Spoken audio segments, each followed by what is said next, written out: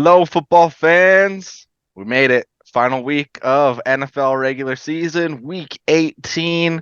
Got a couple Saturday games that we're going to talk about with you here. Some pretty big playoff implications with these games. So we'll start off with this one first. We have the Pittsburgh Steelers versus the AFC number one seed, Baltimore Ravens. Pittsburgh's favored by 3 despite being on the road, because Ravens are going to rest a majority of their starters in this game. So, let's jump into it. Start with my first co-host, Nicholas J. Kerr. Talk to us about Steelers versus Ravens.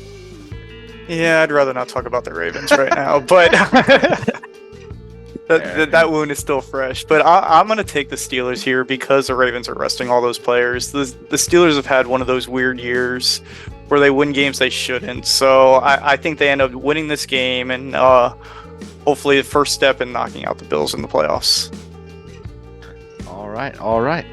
Tony, how about yourself? Mr. Parlay Reyes, talk to us about Steelers versus Ravens. AFC cockroaches, Steelers. I tried to tell you last week, man. This is just what this team does. Anytime they're in that underdog situation, they thrive in it. We know the Steelers aren't a good team, but I'm not going to be surprised if they're in the playoffs. If they're in that first round and it's the Steelers and Mason Rudolph starting a game, I'm going to be like, yep, that's what happens. That's what Tomlin does. Would you guys be surprised if they upset someone in the wild card round? Yeah, I think so. I think that's too far, but I think they could. Okay. I think getting there is like an accomplishment in itself. I think they'll win this game, like you said. The Ravens will be sitting players, and Tomlin's going to get that team coached up. And those games are always close. The rivalry's real. I'll take the Steelers in the 3 points. So, I'm taking the Steelers as well.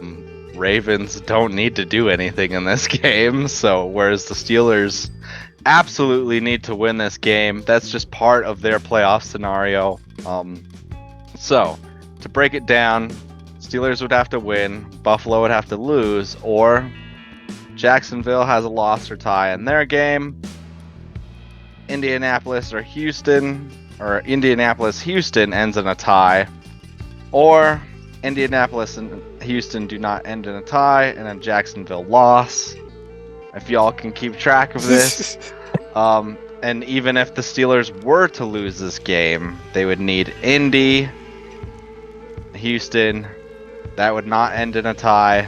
Jacksonville would have to lose. Denver would have to win. Yes. So basically, a lot would have to happen for the Steelers to make the playoffs. I mean, that's pretty wild with that fifth scenario of even with a loss. They could potentially get into the playoffs, but that seems like a very huge long shot there. Yeah. So, but Steelers still alive, like Tony said. Mike Tomlin, cockroach, another winning season happened. All right, second half of the Saturday games. Excuse me. We have the Houston Texans at Indianapolis Colts. Neither of these teams have locked in their ticket for the playoffs. Indy favored by 1 point in this game. I will start with you, Tony, on this one. Talk to us about Texans and Colts. It's a good one, man. It's a good one. I feel like the Texans are a lot better than the Colts, and if CJ Stroud hadn't missed those games, I think they lost both of them. I don't think this would be like a win-and-in contest. And we know that Gardner Minshew is overachieving with Shane Steichen, and we can see what has happened to Philadelphia since they've lost Shane Steichen. So clearly that guy knows what he's doing on offense, setting them up for success, maximizing what they can do. I know the Colts are at home. They got Jonathan Taylor going. I got more faith in the Texans and DeMeco Ryans. The rookies, they've been great this year, both of them.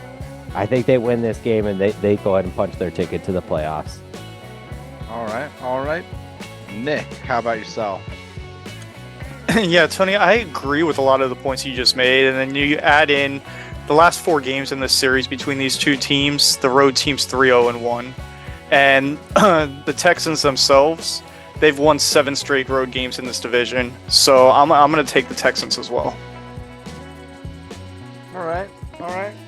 Just me struggling to get my captain hat on here. No big deal. I'm on a lonely island with my funky captain hat here. I'm taking Indy. I've said it all season where I've doubted them, and they've just continued to win game. Shane Steichen's just he's gotten it done. Gardner Minishew's been done, which I'm surprised to see Tony bailing on this guy. He's been like riding on that Minshew train for like 3 years now that this guy is a starting QB in the league, and right now he's actually proving it with potential to get a playoff berth. So yeah, give me Indy in this one. The playoff scenario here is that basically winner gets a playoff berth, loser goes home. They don't get shit. And basically it can range from they're either going to get the 4th seed in the division title if the Jags lose, or they're going to most likely end up as the 6th or 7th seed, I believe. So, I mean, potential to also win the division here as well.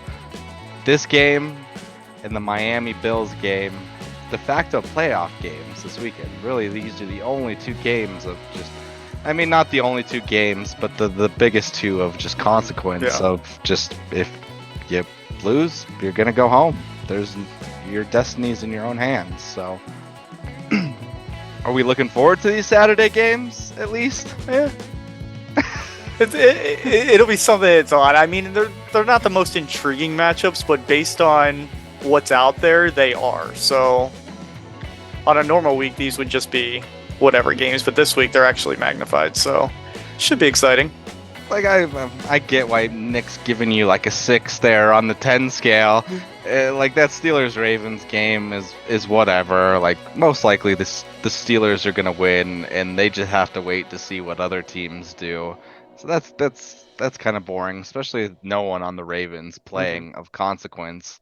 I mean, if I were the Ravens, I wouldn't put anyone on that field. No. I'd just forfeit that game. Yeah. But no, Texans Colts, like I said, like that's pretty much we're watching a playoff game on Saturday. So I'll take that any day of the week. Tony, you excitement? I can never tell by your facial reactions.